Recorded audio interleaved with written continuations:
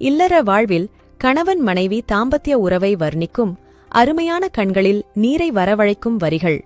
ஒரு கணவர் அவரது மனைவியை இழந்த பிறகு வாழ்ந்த வாழ்க்கையின் அனுபவத்தை எழுதுகிறார்.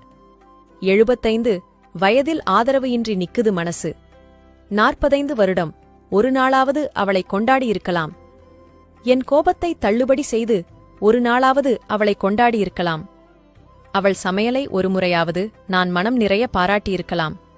ஒரு நாளாவது நான் சமையல் செய்து அவளுக்கு ஊட்டியிருக்கலாம். ஒரு நாளாவது அவளுக்கு பதில் நான் அவளது துணியையும் சேர்த்து துவைத்து இருக்கலாம். ஒரு நாளாவது டிவியையும் மொபைலையும் அணைத்துவிட்டு அவளை கொஞ்சியிருக்கலாம். ஒரு நாளாவது வேலை தளத்தின் கோபத்தையும் எரிச்சலையும் அங்கேயே விட்டுவிட்டு வந்து இருக்கலாம். ஒரு நாளாவது என் விடுமுறை நாட்களில் அவளை சினிமாவுக்கு அழைத்து சென்று இருக்கலாம். ஊர் ஊராய் சுற்றி அவளை உற்சாகப்படுத்தியிருக்கலாம். அவள் விரும்பி கேட்காத போதும் ஒரு புடவை வாங்கி கொடுத்து இருக்கலாம்.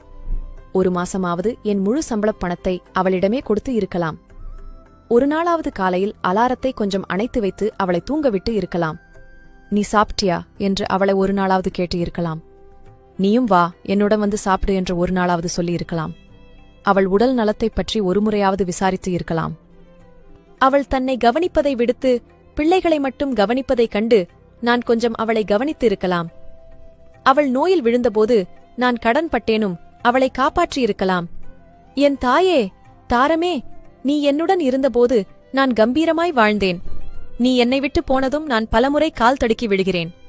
என்னை தூக்கிவிடவும் மூத்தவனுக்கு நேரமில்லை. தேநீர் ஏதாவது போட்டுத்தரக் கேட்டால் இளையவளுக்கு சினம் வருது. என் மனைவியே, உன்னை நான் தினமும் கொண்டாடியிருக்க வேண்டும்.